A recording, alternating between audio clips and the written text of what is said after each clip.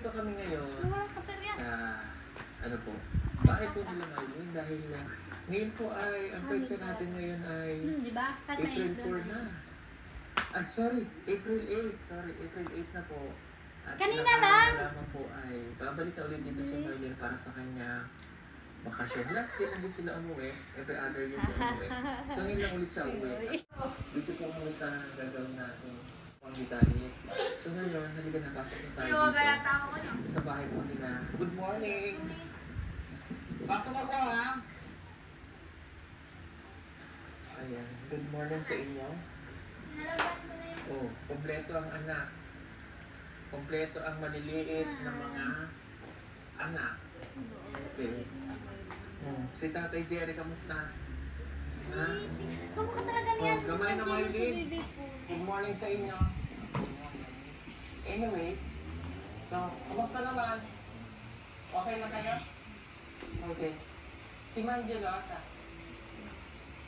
Si Angelo? Okay, nagya po. Sige. Kamusta ang pag-aaral niyo ng duha? Okay naman? Si Mangelo ay si Angelo. Laki na no? Si Angelo ay ang laki na. Laki na ba? Oo. Si Angelo tama. Si Mangelo itong gamay. Angelo ang... sorry. Si Mangelo ang dako. Okay. Si Mangelo ay nakita namin sa linggo. Napunta ng Mapola. Nagmumotor na siya. Bakit mo pinapayagang magmotor? Ha? Ano na magmotor? Aksidente ba? Nagmumotor ka. Pag may ulihin yan yan.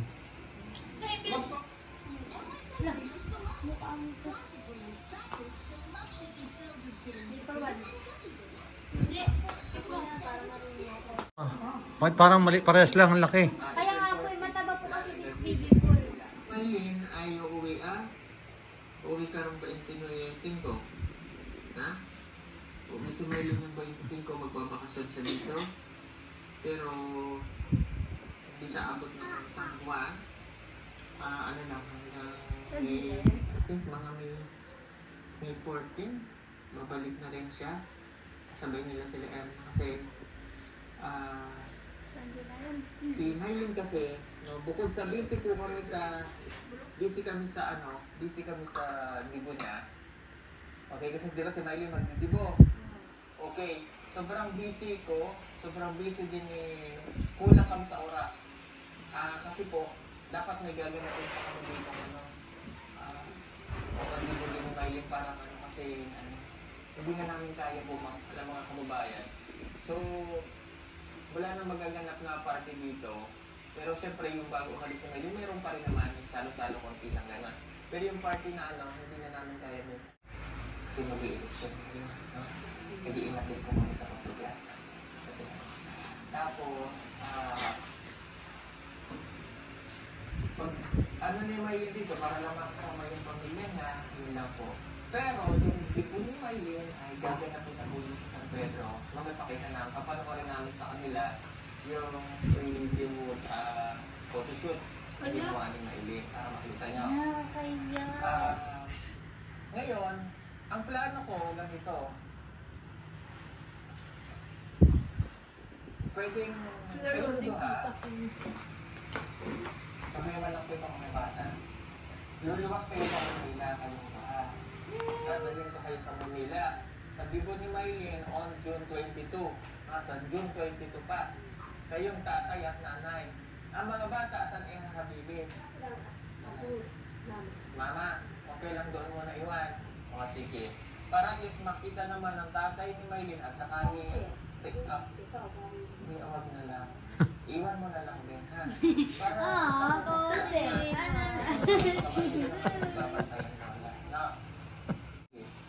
Tapos, para ma-experience naman ng nanay at tatay nila, no? Okay, i-make over ko kayo, ha? Pagkakandahin, ha? Sino mag-aayos dyan? Anong problema? Ay, walang problema kung hindi ka mag-Tagalog o Manila o Wimik. Hindi ka mga Bisaya dito, eh. Okay lang mag-Bisaya. Ano yun, ma-interpreter. Si Edito. Kauban man si Edito. Okay. at pag nilumad, Bisaya pa din yung marami din mga Bisaya doon. Ano? Pupunta pala si Edito dito. Gugupit ka namin. Magugupit tayo tayo ha. Ayaw ka ng ganyan gupit. Okay lang? Ha? Okay? Yes, sanay na sanay po si Papa kasi mahaba po kasi buhok Dahil nila. mo yung costume ha, itong damit ninyo. Nilumad kasi yun po yung sa dibo po na may ang ata ay ethnic. So lahat po ng dadalo doon ay naka-ethnic inspired. Kahit anong klase mo, basta may ethnic inspired siya. Pero siyempre, nakita niyo to? Ayan ah. Ayan. Ito yung national costume. Wow. Sinuot niyo yan dati. Pinakatabi mo So, may ganyan ka nanay, di ba? Ganyan Sabi ganyan. Pero kung wala naman, pwede naman kayong bilang ulit sa Naman online na po eh. impact. Yun So lang sa tayo amin bibili eh. ng mas mahal. Yung pang-formal. Kasi yun yung susuotin ninyo, ha? Okay. Kasi yun ay po. So ethnic inspired po yung tema nung ano. Kakaiba po ito sa mga nagtitibo. No? Kakaiba ito. Kasi nga natutubo si Mylene. So may touch ng millennial na ano, na modern at may touch din siya na natutubo. So yung dito, hindi pa rin namin tinanggal yung pagiging natutubo ni Mylene kasi sabi sa amin dati nung sa IP, no, sa IPMR o sa head ng ano ng katutubo, no, huwag pa rin kalilimutan, huwag tatanggalin sa mga bata ang pagiging isang katutubo. So kaya sa mga ganyan pagkakataon, ng mga special events nila, inaano pa rin namin. Actually yung mga damit ni Mylene nandun pa rin yan. So kapag gamit natin ito, kaya sa dibo na ganun po yung no? I'm so excited na si nanay niya at saka si Tatay Jerry makarating ng Maynila. Ha? Ano, ato ko sa Maynila. Ha? Ano kasi naka-ato ko sa Manila, kaya ako ito naka-ato dito. Ha? Excited kayo ito? Naku, mga marikis na nga. Pupunta ko doon sa Maynila. Tuturuan ni Mylene dito. Pupunta sila yung dalawa sa mall. Yung dumadaan dito na aeroplano, wala daan sa radio safety mo ha, pero kayo tatalon. Ha? Ang lipong ka ano? Ang lipong mo? Pahingan ko ito nung muna namin nakakatulog. Yung tulog agad. Kasi kaya naalala ko si Mylene ang unang dalhin namin, dalhin nagula sila. Pero ngayon hindi na yan. No? Okay, pag uwi ng Mylene dito, kailangan palagi permanenteng malinis ang balay ha. Ayaw ni Mylene ang madumi ang balay ha. Ayaw niya ng amoy, ayaw niya ng ano. Isa ano lang naman po. Kumbaga yung proper hygiene, no? O ha? Minsan nalilimutan natin yan, pero si Mylene kasi gusto niya i-adapt na sa inyo yung kalinisan na pagluluto kayo no, nag-aalmusal kayo. Wow. Ha? Ano kaya lulutuin ni Mylene? Ngayon taong Itlog. so, hindi na siya yung baby na tatay, no? Luto ka, Kasi luto. na yun eh. No? Kumbaga, pwede na siyang mag-stand na susunod naman yung mga tatay at nanay sa kanya. Kung ano sabihin niya, pwede niya sundin yung mabuti lang para din sa pamilya. Ha? Naintindihan naman nila yung Tagalog kasi yun naman yung nakakapanood. Naintindihan niyo ako, no? Kasabon, no? Kasama ko sila, kumaka-YouTube.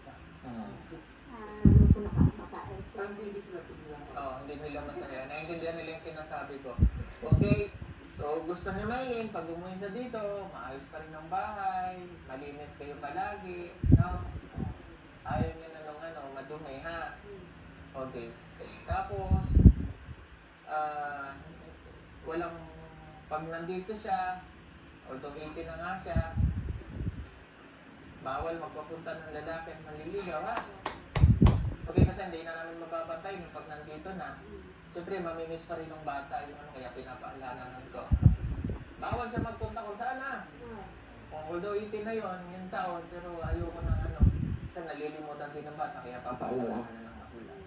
At least ngayon pa lang, sinabi ko na sa inyo, hindi, katulad ng pag-uli niya rito dati. Pero ngayon, mag-dood na yun, ha? Katong si Kuan, Ninita, naka-uwi. Oh, si Ninita makaka-uwi. Okay.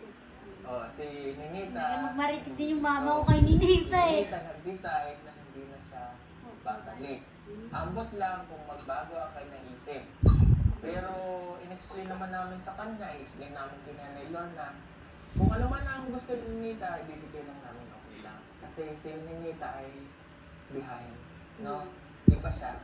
Kumbaga, si Miley, iba, si Nita, iba din. So, inintindi na lang namin. Okay? Pero wag mabala ka, kahit wala si Nita doon, wala namang problema. Andun naman si Russell. Oo, andun si Russell. Saka, sa tagal na ba naman sa amin ni Miley, 3 years na.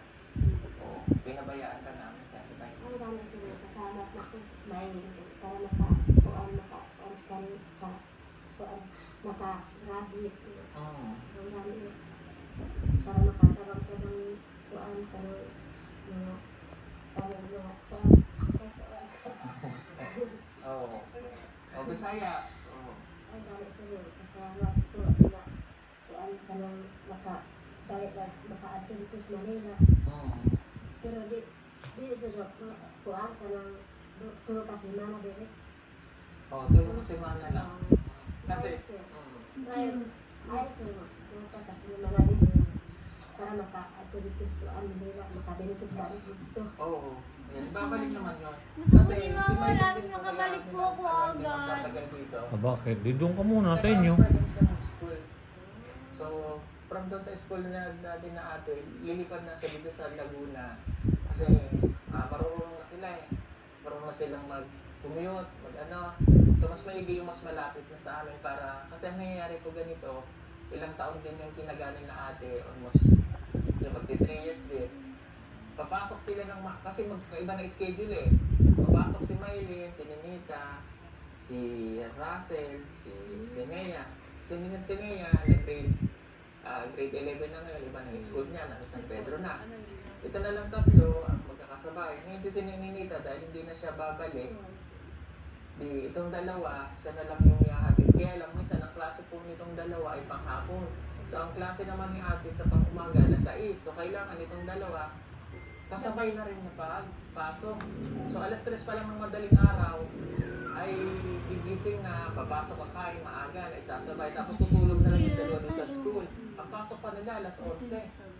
So yun yung kanilang pinaga na Hindi ko nawala si Anja So kasi ngayon, Anja dahil nawala si na Maylin dyan. ay matured na, okay na, may school na dun sa amin na pwede nilang transferan, malapit lang, isang sakay lang, pwede nga lakarin. Doon na lang silang dalawa papasok. Sila ni Russell, magkaklase pa rin po. Ay ayusin yung transfer, kaya gano'n. So, para hindi na maanihirapan itong dalawang, kasi binalik na ulit ang klase ng regular ngayong June, no? First day of June yata, pasok na. So, kaya mabilisan lang. At the same time po, isa-isa yan. Ngayon, meron pa tayong Jeffrey. So, si Jeffrey ihahatid ko sa Maynila. Sa amin, sa Laguna, dahil eskola. Si Dali po ihahatid din ang Abra. Sino si Dali? Hindi ko po alam kung saan dadali ng aking kasawa. Sobrang busy po. Grabe tayo tayo. Pero nakapagod po yung travel. So wala tayong magagawa. Dali lang wala. Si Si sa Russell. sa inyong lahat. At ay Rachel. biyahe ng biyahe. So kaya ganun ang gagawin ko. Kaya pagpasensyahan nyo na yung aking oras ay limitado. Oo, at yun yun. pangangailangan Magkapatid yun si para sa Joanne, akin. yun yun. Pero kakayanin ko dahil para Joanne, sa ating tapos, ay, pagpuyin ko sa mga bata. Nanay niya yung baka na Priority ko kasi ngayon, ang pansin nyo wala akong gaanong babae. Mas priority ko ang pag-aaral ng mga bata. Dahil yung long-term investment yun eh.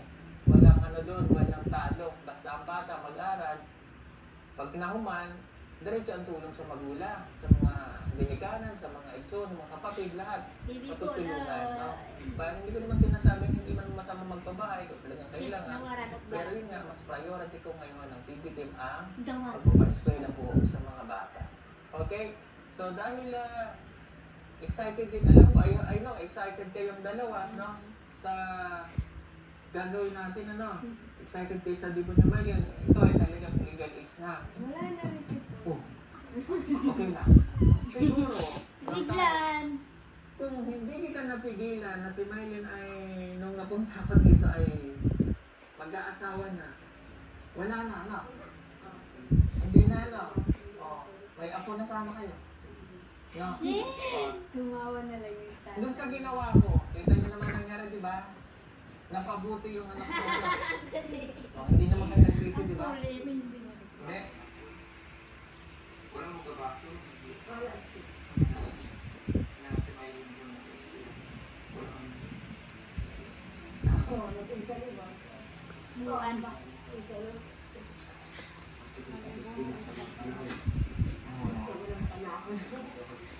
Oo, muntik na. No? No?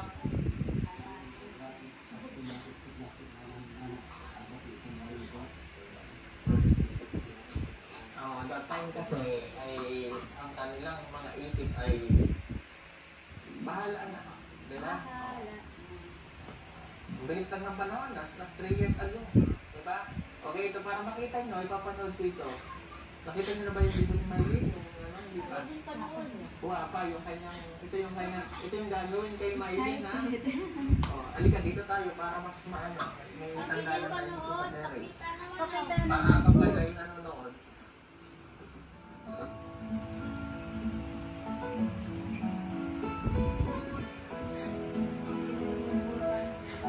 Pwede tayo. Okay,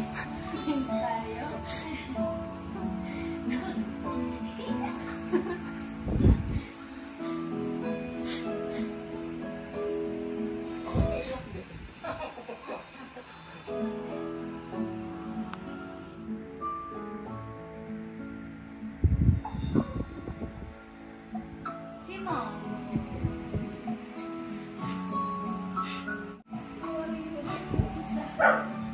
Wala, ayun si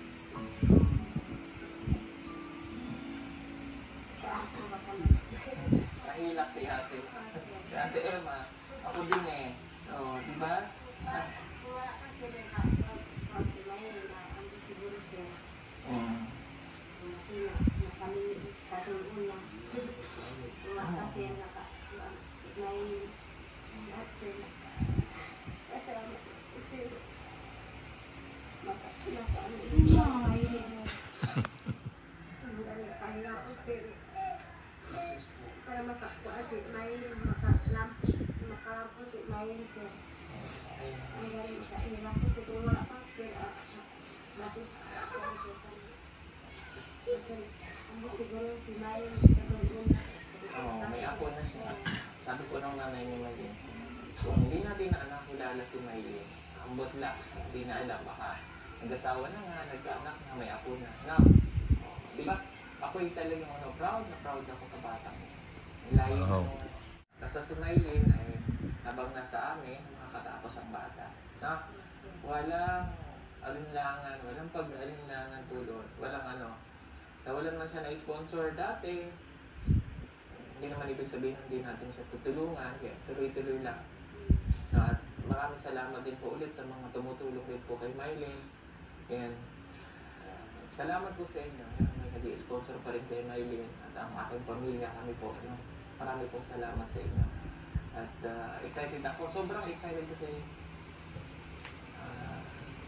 ano ba, napakalayo mula doon sa dati niya hanggang ngayon. At ako excited na ang tatay at nanay na dadali natin doon. Na Wow. masasaksihan nila mismo yung ibo ng kanilang anak. First time sa kanilang pamilya ito. At first time din sa amin, sa akin, kasi may linggo ay tinuri ko na yung anak. So kaya mahal na mahal po namin yung batang yan. Mahal namin silang lahat ng aming pamilya. So, ito po ay simple pero bongga. Ngayong celebration na ito. Paglo po ito na simple pero bongga. Ayan. At abangan ninyo dahil kukuha po kami ng 10 lucky charity viewers and followers natin na makaka-attend po sa mismong bigo po nila ni Maylin. No? I-ano namin yan. So, i-announce ko na lang kung paano yung mechanics na gagawin natin. Wow. Ina-live ko yun, tapos pipili kami bubunot. No? Nung, within Metro Manila na kasi iba baka malayo eh. No? Ayan, yung within Metro Manila, like for example, Quezon City, isa yan, NCR, na makaka-attend. Ano po, ayan, at i-ano namin yan sa aming lokasyon nung gaganapin pong bigo po. Ako si Angelo, kamusta ikaw? Wow. Uy! Yan ba si Manjilo? Okay ka na? Laki mo na. Pinata ka na. Anong grade ka na nga? 7 na. Yung ano talaga yung kamay niya, na ganyan. Ay, grade 7 na ngayon, grade 8 na pagpasok. Huwag ka magmotor-motor ha. Nagmumotor na siya. Nakita doon sa Puna eh. Kasi maiwasan yung madisgrasya. Kaya ingatan mo sarili mo ha. Ha? Intindihan mo?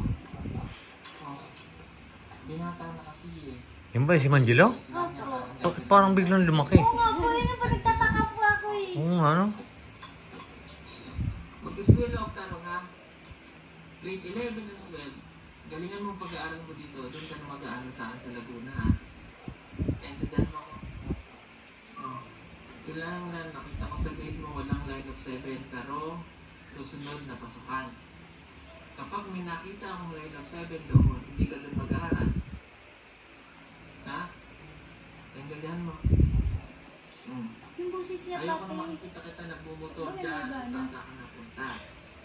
Kasi mamaya ma-accident ka, di alam ng magulang mo. Doble pa yun ang ginawa sa magulang mo. Magagastos. Bakit ano Angela, ka. Makikat mo dito. Kamusta ang pag-aaral? Makikat ka dito. Aha. May dalampag eh. Ayun yung pinaka-ano kong kakapit. Kamusta ang pag-aaral? Wala. Dito, sagot yan eh. Laki mo na rin ah. Anong grade ka na, Angelo? Ay, Angelo? Grade ka na, no? Kamusta? Ang taas lang ng grade. May honor ka ba ngayon? Anong honor mo? Ha? Sagot lang yan. Graduate na graduation, may with honor ka? Meron? Okay. Ilan ang huling pasukan? Ang pasukan ulit, yung 15. Ang ngayon, hanggang kailan na ba kayo? 14? Mag-exam na ba kayo? Kailangan makita ko ang data. Dito po, school na kaya ating Philippines. Tapos ito. Ako naman dito. So ito dapat, magka-ate yung duha. Si ate. No? Graduation na kayo eh. Baka hindi kayo mag-aaral mabuti ha. Dito ako kayo sa pwede Walang ano. Oh. Walang agahan. Take 500. Pag-graduate. Ay, kinuha lahat na ano. Ayaw nila sa'yo. Wow. Yay! Baka mag-iab ka na. Ha? Naimahiyain yan eh. Yan. Baka nanliligaw yan, nagmumotor sa malayo. Mahiyain po yan. Sino sabi? Yung sa ngipin niya po. Sabi lang niya. Ano, nabungi? Sige, tuloy ko na. Dati Sige, po. tita. Mm. Tita. Okay ka, ayaw. Linisan lagi ang mga bata. Ayaw na may linagay niya yung mga kapatid niya darang Yan, ha. nagot Ayaw niya ka. nang madungis ha. Mga bata pa kasi. Siya, sige. Salamat po sa inyong lahat. Hapon naman yung nakano sa tubig. Na lang po yung Liguan mo yan. Maylin. Maghapon po yung nakababa sa tubig pag mainit. Pinilong dun sa amin. Ano may? Ayan, si Maylin. Ako, panood mo yung nanay mo, yung sasabi mo. Masaya po ako kasi po. Masaya po sila. Parang naiyak din si Maylin. Basta yung ano lang namin, Umiyak po si mama. Naiyak po si mama. basta pagbutiin lang yung pag-aaral, narito lang kami. Yung nanay na handang sumuporta sa inyo. Ha? Thank you po. Thank you po, Daddy Paul. Sa inyo, tatay. Thank you po. Kay nanay po, at saka kay inay po, sa buong pamilya po, thank you po. At saka po sa mga sponsor po sa akin, sila Doc Lixie po, thank you po. Maraming salamat po. At saka kay Ma'am Bioli po, thank you po sa